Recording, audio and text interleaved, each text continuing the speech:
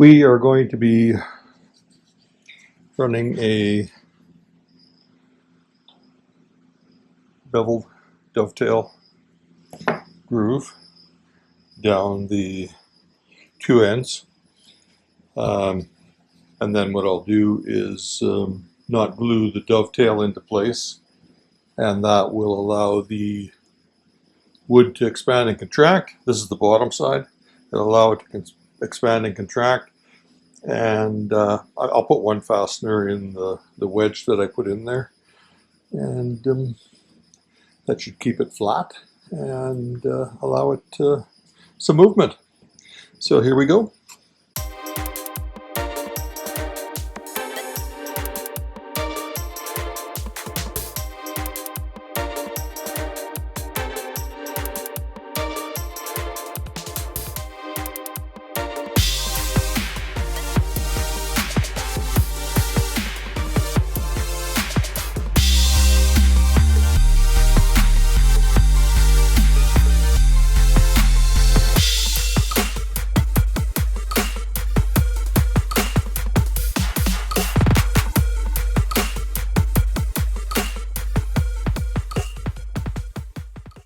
We have this routed out at 1.5 inches wide by 1/2 inch deep, and that's just a straight dado. And then I'm going to do the sides so they're beveled back, both sides. I just use spacer bars, 1/2 inch thickness of the bit or width of the bit, and then a 1 inch piece to give me my 1.5 inches.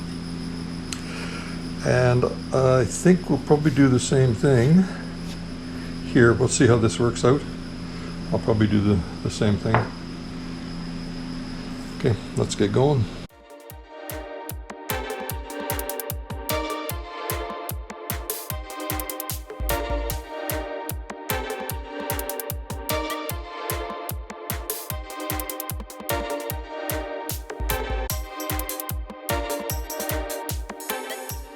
So we have a bevel. Now I can run a strong back in there, and I'm going to do the same down here, and then we'll rip up 2 strips. I don't know, I might use a hardwood in there. I'll see what I've got here hanging around. If not, I'll just use the same material. It's not going to really matter one way or another, other than the hardwood will hold tighter against the stresses of the wood movement, but we'll see what I got. But that's what we're doing.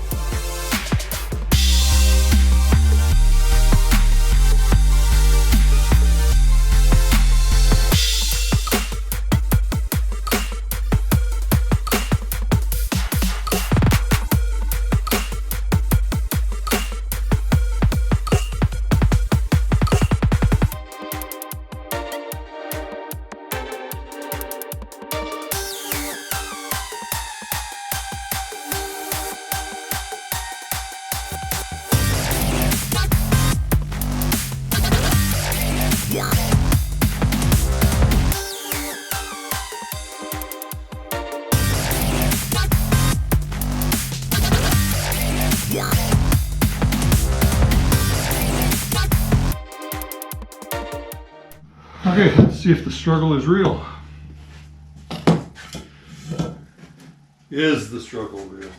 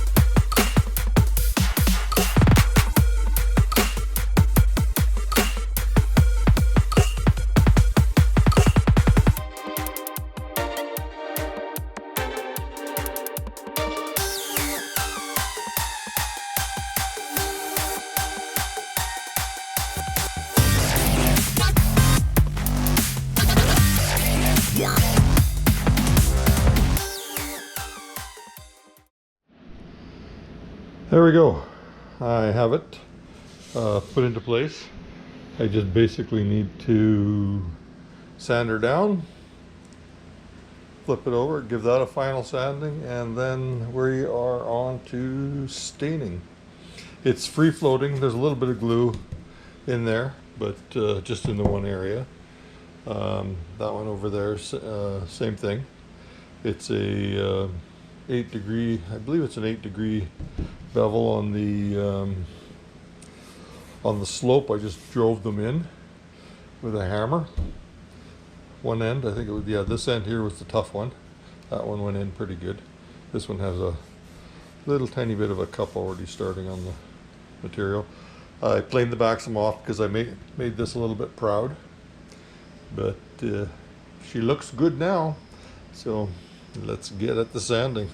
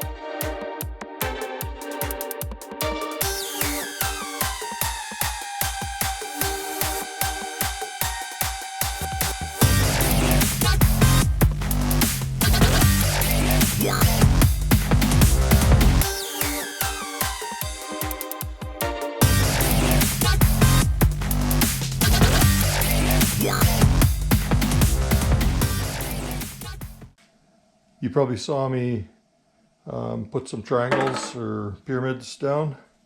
What those are is a plastic standoff, and all I did was put them underneath in it.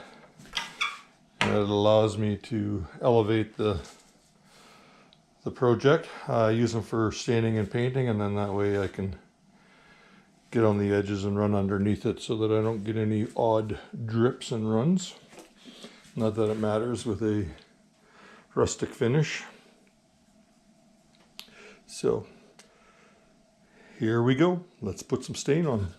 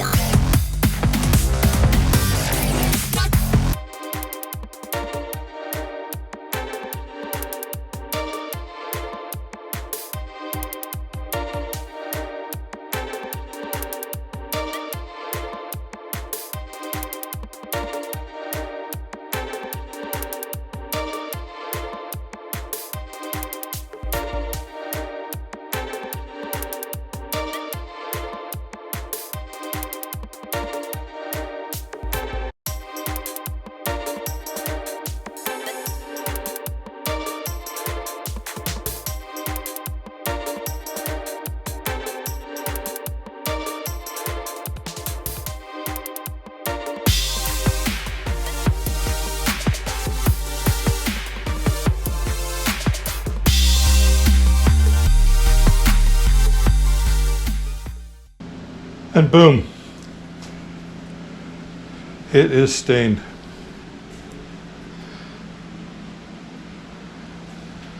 You probably noticed that the grooves and the pinholes and stuff that I beat into it, I run the air over it to blow it out. It's looking pretty good. The reason I do that is it'll never, well, it will dry eventually, but before I put a finish on, I want to make sure that that stain is dry, or else if I use especially if I use a lacquer, which I'm going to use a polyurethane on here, but if I was to use a lacquer, it would bloom the lacquer and leave a big white spot on it. But we're using polyurethane, and it's almost bulletproof, but you still want to make sure that those holes are cleaned out. And it's ready, but that is what we affectionately known as a carbon finish. We've used motor oil, we've used a lot of things. This is a repeatable color, so it all comes out looking like that. So any piece we do that is dark, that's the finish we use. Sometimes there's paint underneath it. You might have seen a piece that I did. I'll see if I can find it. This is a piece, it's the same stain, but it's a pre-painted and modern rustic finish. I still have to wire it, but it's basically just a couple of old 2x4s mitered together. Great look. I think it already was painted, if I remember correctly. There's dust all over it. Joys of being in a wood shop. But it's a light. Kind of cool. But enough of that. This is ready for Varathane. Once it dries, I'm going to set up the fans on it and come back and put a urethane coat. Okay, time for a finish.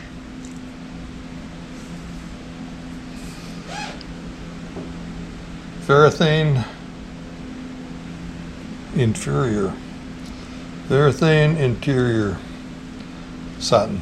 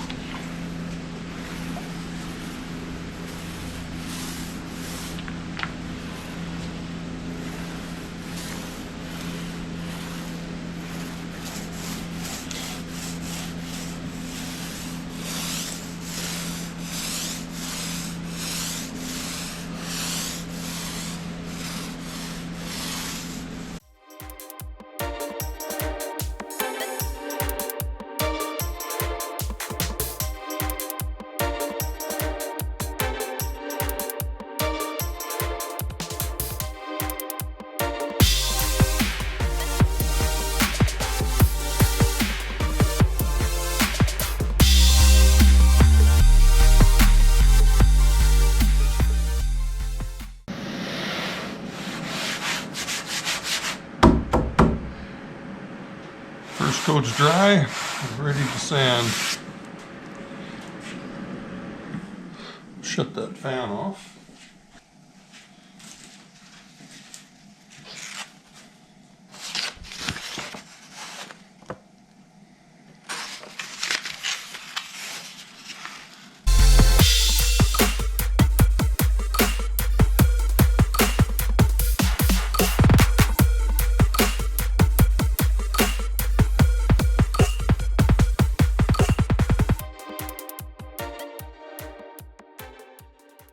There we go, it's sanded. You can see some of the haze from the sanding. Had a couple runs on the end here, but they came out. A little something right there.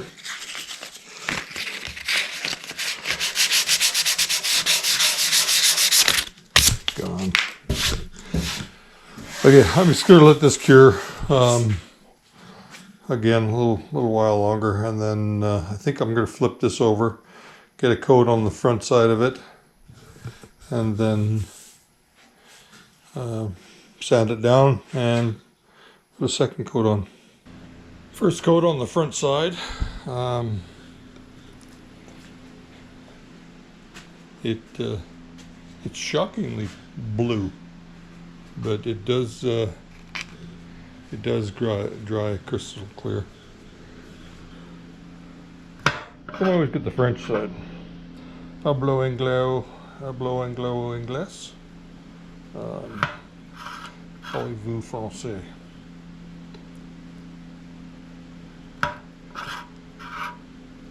It's Satan on one side and Satini on the other.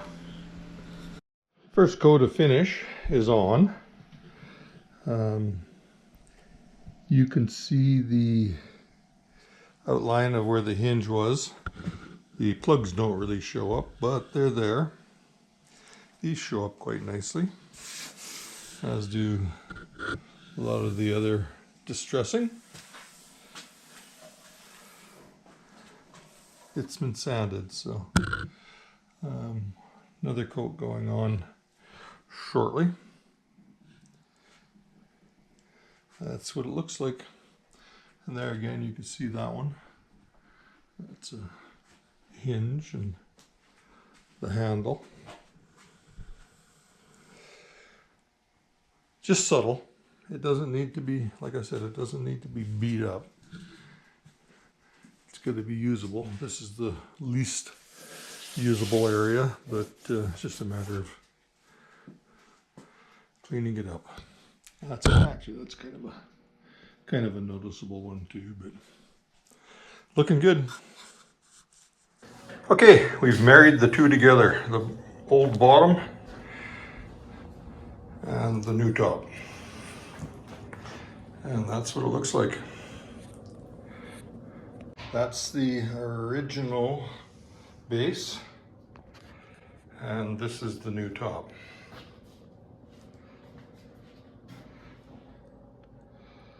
It's cool.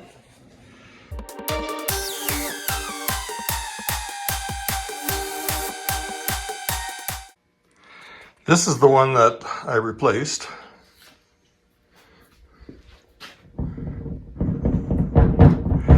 I'm just going to recycle it. I've got a couple other projects. Hey, a little bit of syrup from breakfast. Distressing was quite a bit more, but it's got the same wormholes.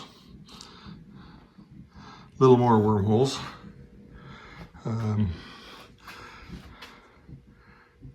Round dowel, roundish.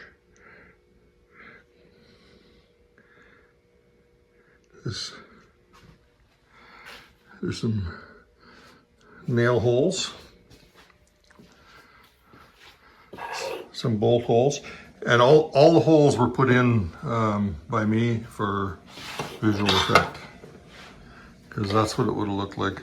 I'd thought about putting claw marks from removing the nail, but if you bang them back and then give it a quick plane, I think those are actually screw marks, but neither here nor there. But what I'm going to do is find out where the hump is, cut it, flip it around probably, because the back side's done as well. This one, I did this one probably, I did it a long time ago.